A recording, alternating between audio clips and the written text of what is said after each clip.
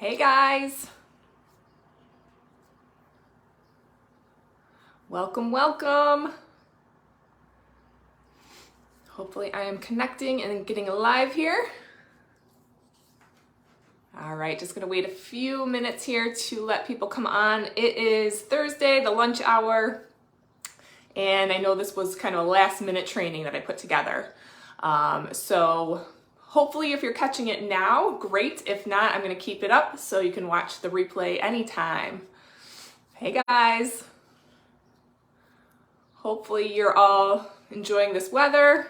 A little hot yesterday, a little too hot. Fun topic today, alcohol. So it's a big one. This time of the year especially, everybody's looking to have fun, especially with the past few years. We've gone through such stress in our lives.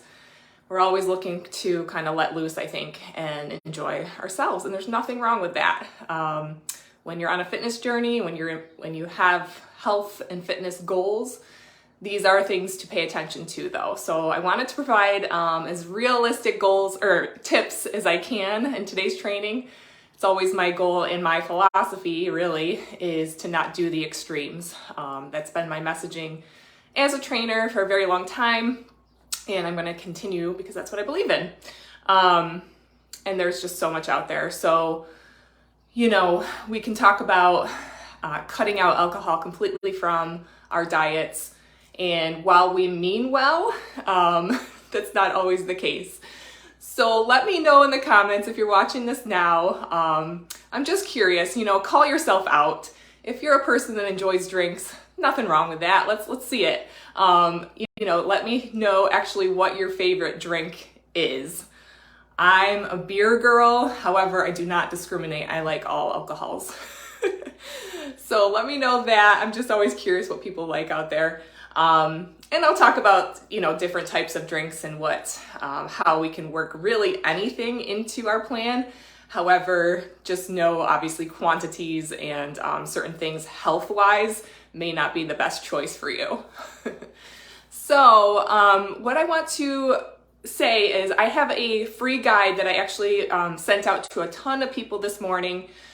Feel free to take a look that over. If you did not receive that and you want it, feel free to comment on this video that you want the free guide to go along with this training. I'm really going to outline exactly what I talked about in my guide with you today in a little more detail. So when it comes to alcohol, I wrote in my guide that this is sometimes considered the fourth macro. What are macros? I've done a couple trainings in the past on what those are, but in a really quick snapshot, macros are the larger components of our foods that we're taking in. So we've got our carbohydrates, proteins, and fats. Now we're talking about alcohol. So some like to consider that the fourth macro.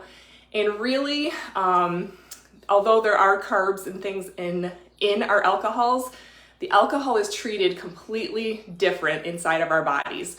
So I wouldn't actually call it a nutrient by any means. And so when we're talking about it, we kind of have to put it in its own little separate category where it's kind of floating out there on its own. And we know that we have to account for it if we're going to consume it. So I'm going to talk about that and how we can kind of think about it and plan ahead a little bit more when we're going to be faced with situations, more social situations where we're going to be out and about and we know we're going to indulge. So real quick note though here, you know, alcohol isn't something to be always joking around about too. If it's something that you've had an issue with in the past, any kind of addictive behaviors, things like that, I just want to make a note real quick that this video might not be for you, and always seek help if that is an issue or you think it might be one for you. So I just wanted to say that real quick. The tips that I wanted to go over today were when we talk about macros. I'm going to step back just a little bit and show you. So every single macronutrient that we consume, we're going to tie that back to calories, right? So calories are king or queen when we talk about energy balance. So all the videos I've done in the past, we're kind of figuring out, okay, am I in a place in my life where I need to be eating more or less? And if you followed along, a lot of times the less is becoming more relevant in our lives, and it keeps getting pushed that we should be eating less in order to lose weight. Not always true, but that's for other topics. However, we do want to pay attention. So alcohol has calories. So we want to always be aware that, this could be a reason that you're not seeing results or you're starting to actually gain weight. So protein, when we talk about that macronutrient, it has I don't know if you can see this, but 4 calories per gram. Same thing for carbohydrates, 4 calories per gram. Fats are going to be a little bit higher here, so 9 calories per gram. That's why if you've ever tracked your food and you've noticed when you pop in something higher in fat, the calories jack right up, right? You can see it's more than double the carbs and the protein. And now we've got our alcohol. Anyone guess how many calories are in a gram of alcohol? Anyone?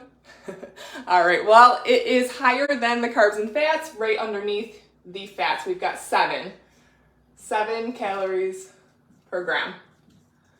All right, so as you can see, if we're consuming quite a bit of alcohol, those calories can add up quickly. And alcohol is easy to consume. We enjoy it. All right, so that kind of gives you an idea of the breakdown of calories there. And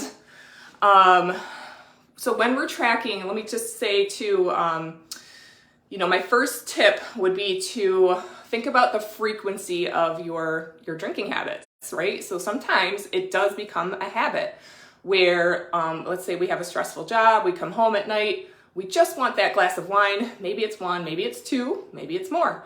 And then each night that becomes your norm because you've associated stressful day with decompressing at night with wine or whatever type of alcohol you're going to consume. And while that's completely understandable, we may want to look at different ways to de-stress because my first tip is to try to get 1 day a week or less of drinking. So it's okay, like I said, and this is all going to depend on your goals, your situation, what phase of, any type of workout program, nutrition program you're in. My clients, we talk about this depending on if they're in their reverse diet phase or if they're in their fat loss phase. We may want to cut out, completely for a little while, knowing that alcohol is going to come back in our picture safely and, gradually. So another example would be, I always go back to my fitness competitions. I clearly have to cut out alcohol when I'm in training. Except for my cheat days, I usually have a burger and a beer, and it works wonderful. I'm much better filled out the next day. I feel amazing. Everything's kind of restored, and I'm good to go.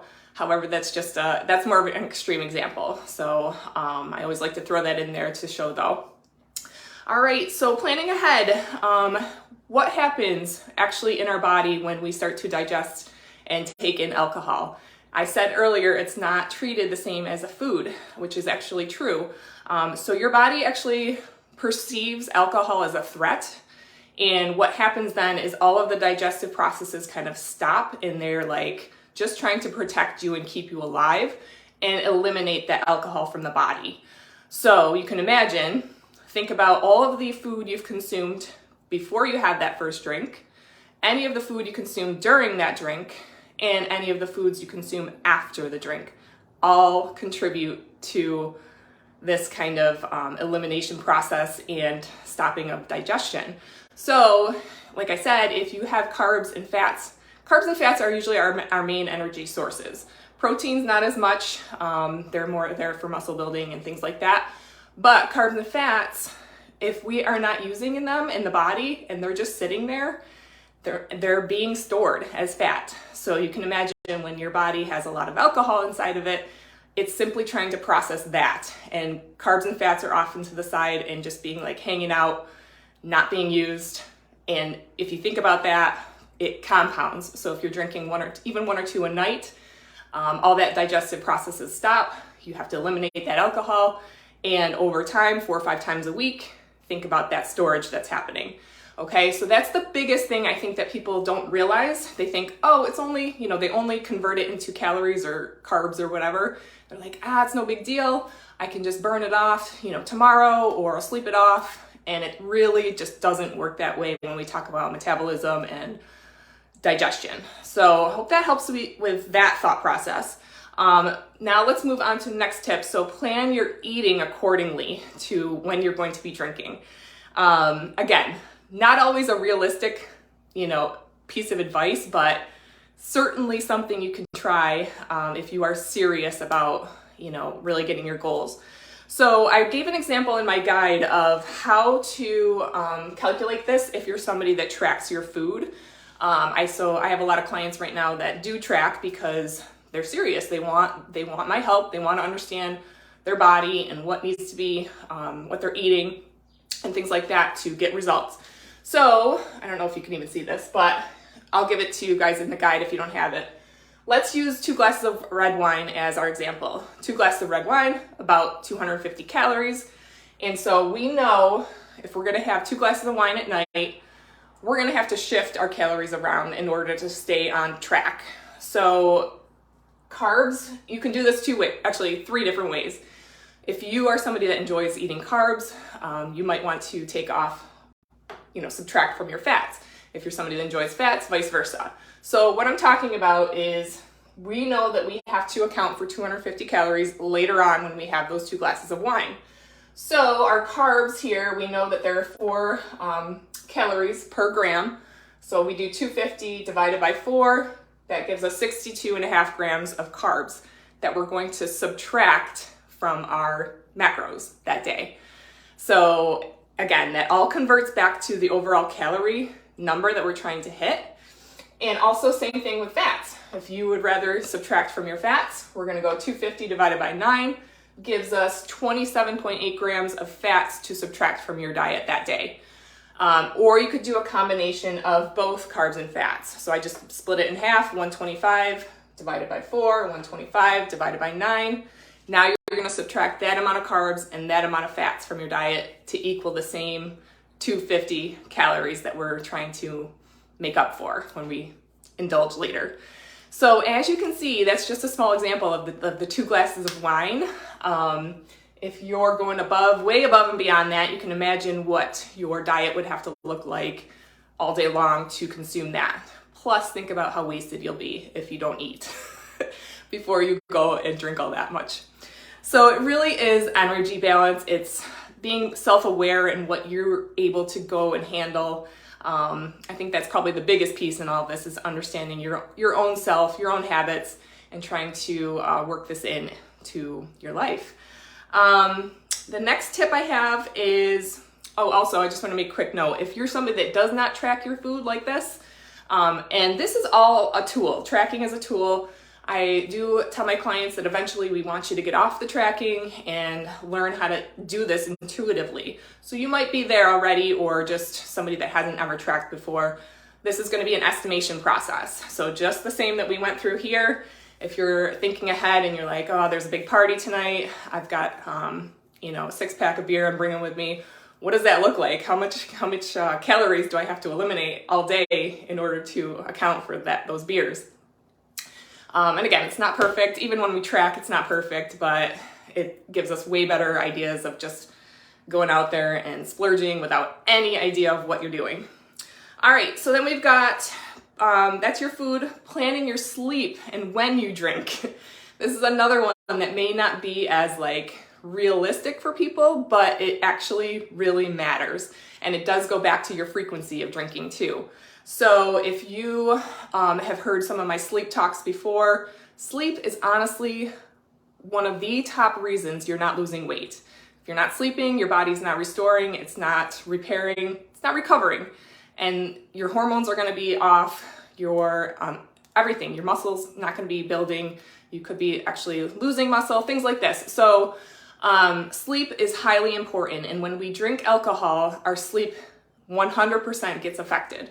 So whether you think in your head, oh, those glasses of wine actually help me to pass out at night, maybe, but you're not entering the deepest sleep that you could in order to get, a full great night's sleep, quality night's sleep, which is essential for fat loss. There's just no way around it.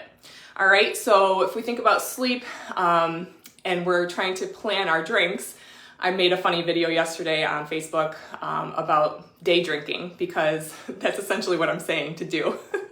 Is if you're going to drink, try to make it way before bedtime so that you have enough time to get it out of the system and you're not worried about it when you go to bed, and you can enter the proper sleep cycle. So again, I'm all about the day drinking. It's okay, you can laugh. And we've got, also too, with frequency of drinking. So if you think about, if you're having those glasses of wine at night 4 or 5 times a week, what is that doing to your sleep cycle 4 or 5 times a week, right? So again, another reason to go back to that frequency of 1 time a week or less. Obviously, the less, the better. But you know, depending on the goal, and I know we're heading into summer when weekends are going to be packed and you're going to be more tempted. So I'm just trying to be realistic with you guys. Now, the last few tips, obviously probably ones you've already heard before. Maybe these ones were new to you, hopefully. And obviously we want to stay hydrated as the weather gets warm. Alcohol is a natural dehydration thing. So when you wake up the next day, you always feel like dehydrated. And we know that alcohol leads to usually poor decision making. So what do we end up doing at night or the next day usually? We eat crappy food. We don't give a crap. We just eat whatever's near, and carbs are usually what we crave on the next day, especially like fried food and fast food, all that stuff. We want that because we didn't sleep well, because we have all this alcohol, we're dehydrated, and that's usually just what we turn to. So stay hydrated, drink lots of water, research your types of drinks. So obviously there's, many different types of alcohol drinks out there.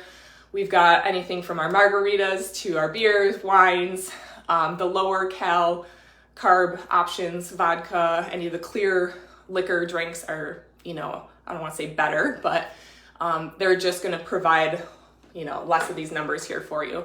My husband actually brought home a beer from where he works, and I challenge you guys to think about how many calories are in this one can of beer. Almost a full day's worth of calories. There's 1,100 calories in this one can of beer. I'm saving it for a special occasion, not gonna lie. So it really, just take a look and be aware of what you're consuming, because like I said, you can have that one beer or you can have several other drinks and smarter options if you want more volume. All right. And the last thing is just, we need to focus on our stress levels. I've done videos on the past about stress as well as it relates to your progress. And if we're using alcohol as a de-stressor, we may want to revisit why we're doing that.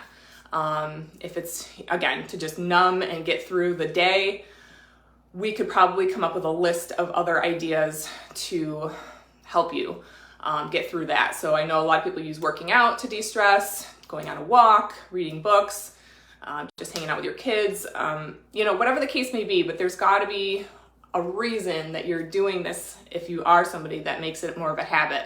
And just start small. Like if you are somebody that drinks 5 nights a week, maybe just focus on 4, and just make that a habit for the next 2 weeks, then 3. So nothing happens overnight. I'm not sure, I never promote perfection on anything. So I hope those helped you guys. And I appreciate you watching now or later on. And again, comment what your favorite drink is. I just want to see what you guys are drinking out there. And I do have an announcement coming up. I had put out an ad for an assistant coach, and as you can see, I've been very busy with the new online coaching platform and business that I have been running for almost a year now. And it's time to grow. I'm excited. I've been at my cap with clients pretty much since I started, and I know I have a lot more lives to impact, and bringing on some team members will allow me to do that. So I just want to let you guys know that reach out if you are interested in the coaching at all, even if you just have no idea what the heck it is and want to get on a Zoom call with me. I'm always open to that. And then I will be running a promotion once I get my assistant coach trained and up and ready to take on her own clients.